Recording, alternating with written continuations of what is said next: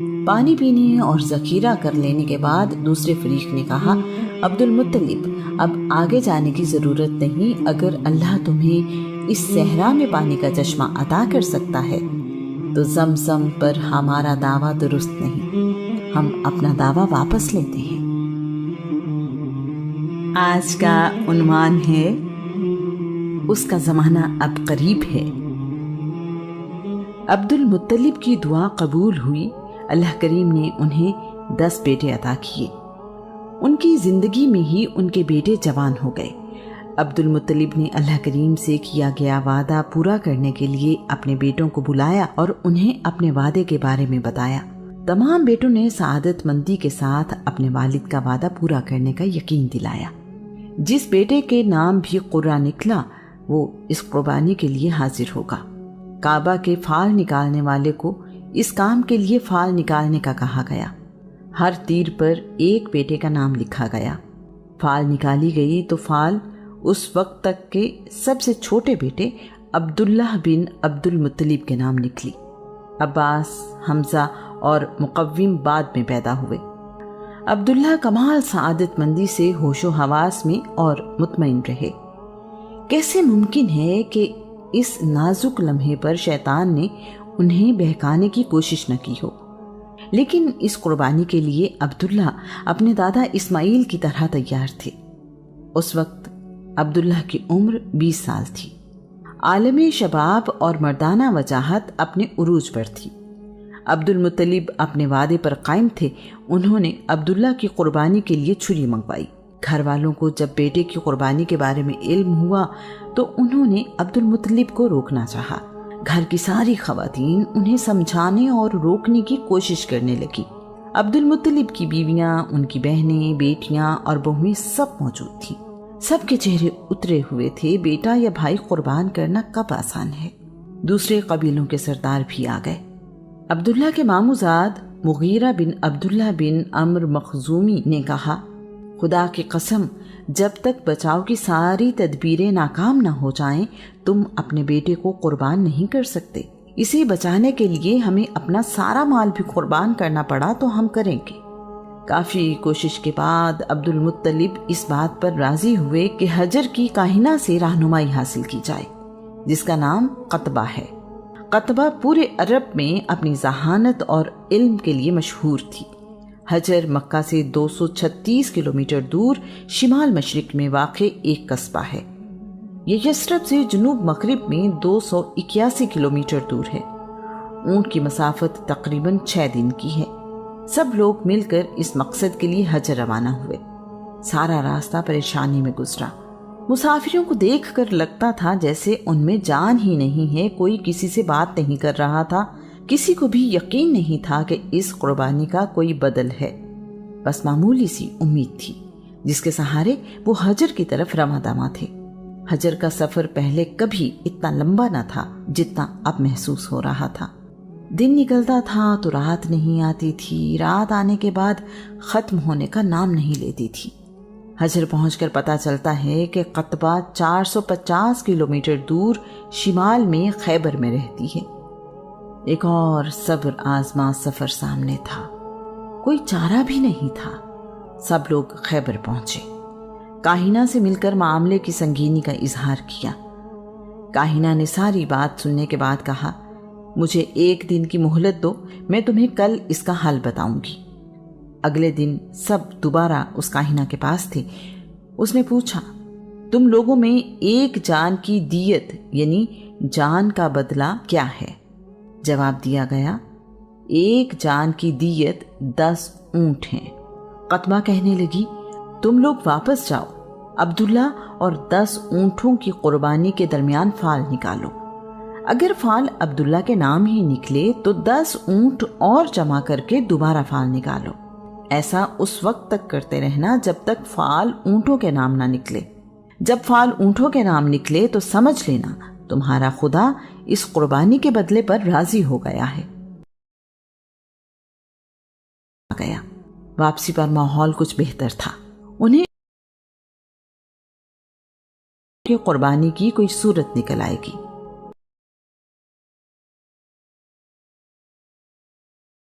اس بار کم و بیش سارا شہر فال نکالتے وقت کعبہ میں موجود تھا۔ بات ہی اتنی اہم تھی، قریش کا سردار اپنے بیٹے کی قربانی کرنے کو تیار تھا۔ اب فال عبداللہ اور 10 اونٹوں کے درمیان نکالی گئی۔ یہ کیا؟ فال ایک دفعہ پھر عبداللہ کے نام نکلی۔ اب اونٹوں کی تعداد 20 کر دی گئی۔ فال اب بھی اونٹوں کی بجائے عبداللہ کے نام نکلی۔ ہر بار 10 اونٹ بڑھائے جاتے تھے۔ اب اونٹوں کی تعداد 100 ہو گئی، یعنی 10 جانوں کے برابر دیت ایک جان کے لیے۔ 100 اونٹ اور عبداللہ کے درمیان فال نکالی گئی۔ فال اب عبداللہ کی بجائے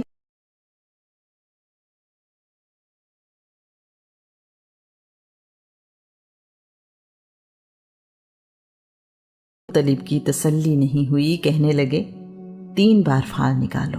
اگر تینوں بار فال اونٹوں کی قربانی کے حق میں نکلی تو میں اس بات پر عمل کروں گا۔ سارے مجمع پر خاموشی چھا گئی۔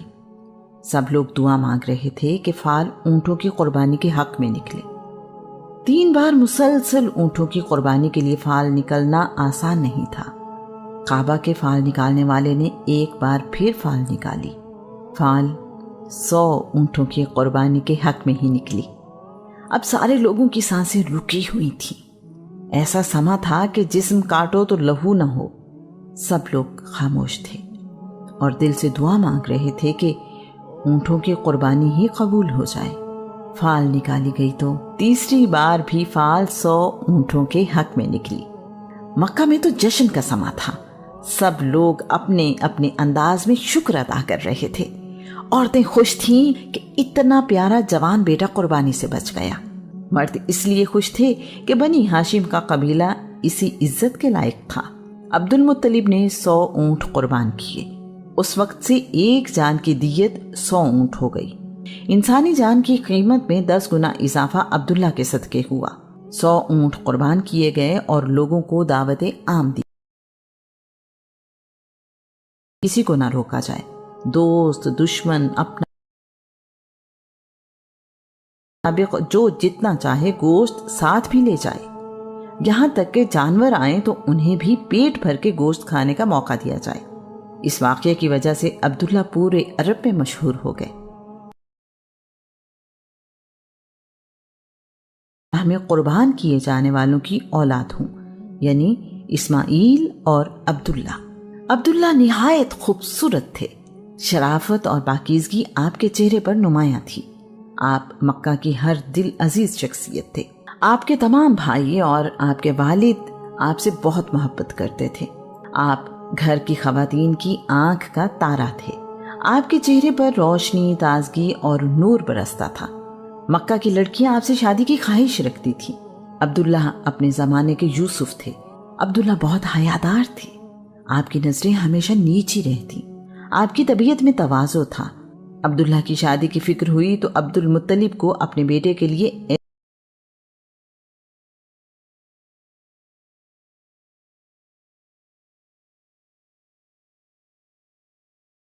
دوسرے ملکوں میں جایا کرتے تھے۔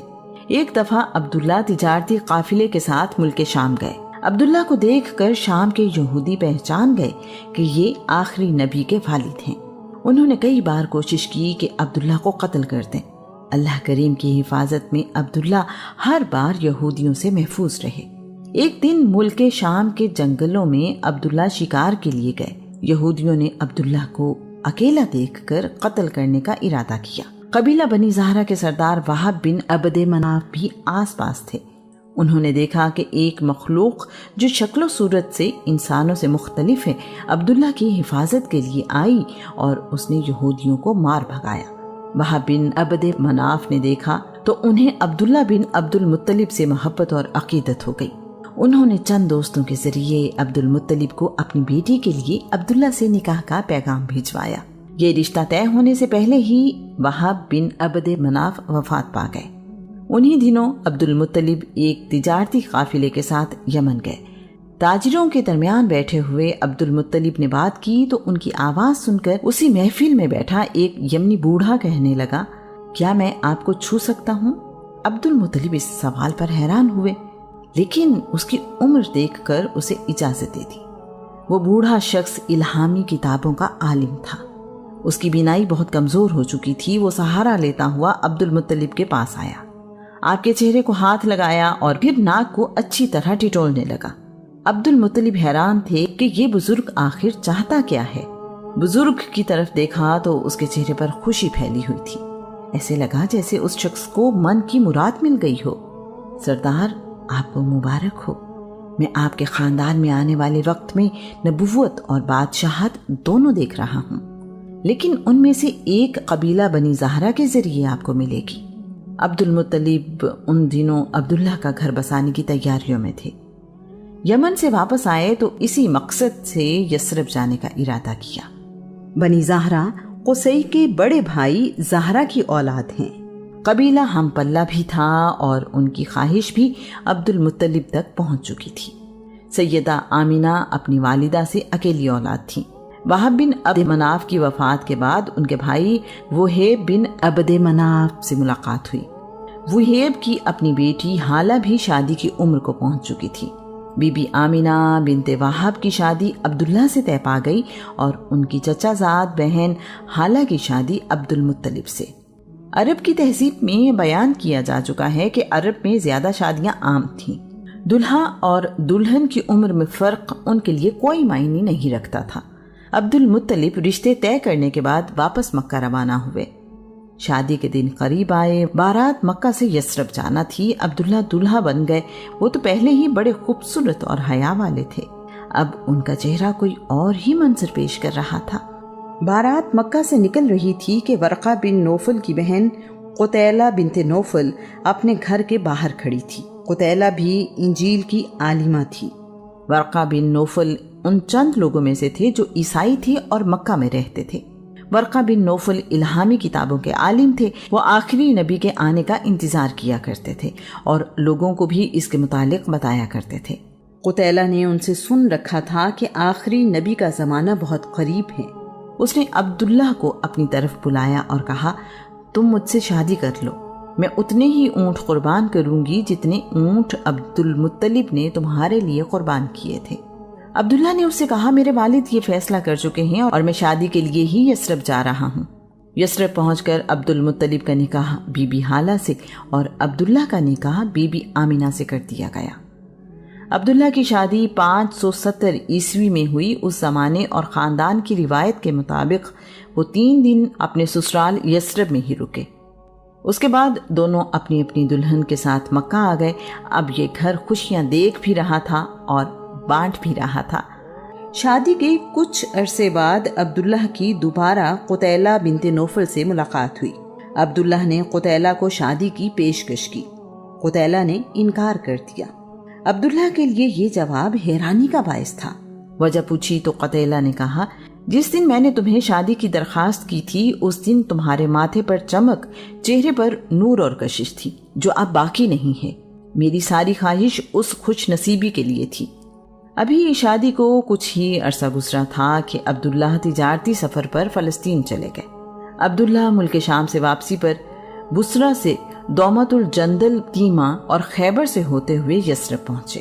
وہاں پر عبداللہ بیمار ہو گئے۔ آپ اپنی دادی سلمہ بنت عمر کے خاندان بنی نجار کے پاس علاج اور آرام کے لیے رک گئے۔ باقی قافلہ مکہ لوٹ آیا۔ قافلے والوں نے عبد المطلب کو عبداللہ کی بیماری کے متعلق بتایا۔ عبد المطلب نے اپنے بڑے بیٹے حارث کو یثرب بھیجا کہ وہ اپنے چھوٹے بھائی کو مکہ لے آئیں۔ یثرب پہنچ کر انہیں پتا چلا کہ عبداللہ اس جہان فانی سے کوچ کر چکے ہیں۔ عبداللہ کو نابغہ کے گھر میں دفن کر دیا گیا۔ نابغہ بنی عدی بن نجار کے فرد تھے۔ عبداللہ نے 25 سال کی عمر میں وفات پائی۔ یہ خبر بی بی آمنہ کے لیے قیامت سے کم نہ تھی۔ ابھی تو ان کی شادی کو چند مہینے ہی گزرے تھے۔ ابھی تو ان کے لیے زندگی شروع ہوئی تھی۔ انہوں نے کتنے خواب دیکھے تھے۔ قدرت کو کچھ اور ہی منظور تھا۔ بی بی آمنہ کے لیے اب زندگی آسان نہیں تھی۔ بی بی آمینہ نے عبداللہ کی وفات پر مرثیہ لکھا جو یوں ہے، بطحا کی آغوش ہاشم کے صاحبزادے سے خالی ہو گئی۔ وہ سسکیوں اور آہوں کے درمیان ایک قبر میں آسودہ خواب ہو گیا۔ اسے موت نے آواز دی اور اس نے اس آواز پر لبیک کہا۔ اب موت نے لوگوں میں ابن ہاشم جیسا کوئی انسان نہیں چھوڑا۔ کیسی غمزدہ تھی وہ شام جب انہیں اٹھا کر لے جایا جا رہا تھا۔ اگر موت نے ان کا جسم ختم کر دیا تو کیا ہوا؟ ان کے کردار کے نقوش مٹائے نہیں جا سکتے۔ وہ بڑے عقل مند اور رحم دل تھے۔ آدم علیہ السلام سے چلنے والی امانت عبداللہ سے ہوتی ہوئی بی بی آمینہ کے سپرد ہو چکی تھی۔ اگر بی بی آمنہ کے لیے زندگی میں کوئی امید باقی تھی تو یہی امانت جس کا ظہور ابھی ہونا تھا۔ بی بی آمنہ جوانی میں ہی بیوہ ہو گئی تھی۔ عبداللہ کی وراثت میں صرف 5 اونٹ، بکریوں کا ریوڑ اور 1 کنیز تھی جس کا نام برکہ بنت صلبہ تھا۔ بی بی آمینہ نے ایک رات خواب دیکھا جس میں انہیں ہدایت کی گئی کہ تمہارے گھر بیٹا پیدا ہوگا، اس کا نام احمد رکھنا۔ ایک روایت کے مطابق بی بی آمینہ کو خواب میں بتایا گیا کہ آپ اس امت کے سردار پیغمبر کی والدہ ہیں۔ بی بی آمینہ بیان کرتی ہیں، میرے لیے یہ سارا وقت بہت آسان تھا، نہ تو مجھے کوئی بوجھ محسوس ہوتا تھا نہ ہی کوئی اور تکلیف۔ مکہ میں کئی سالوں سے سخت قحط سالی تھی۔ جس سال رسول اللہ صلی اللہ علیہ وآلہ وسلم پیدا ہوئے، خوشحالی کا دور آ گیا۔ صورتحال مکمل بدل گئی، جگہ جگہ ہریالی ہو گئی، درختوں پر پھل پہلے سالوں کی نسبت کہیں زیادہ تھے۔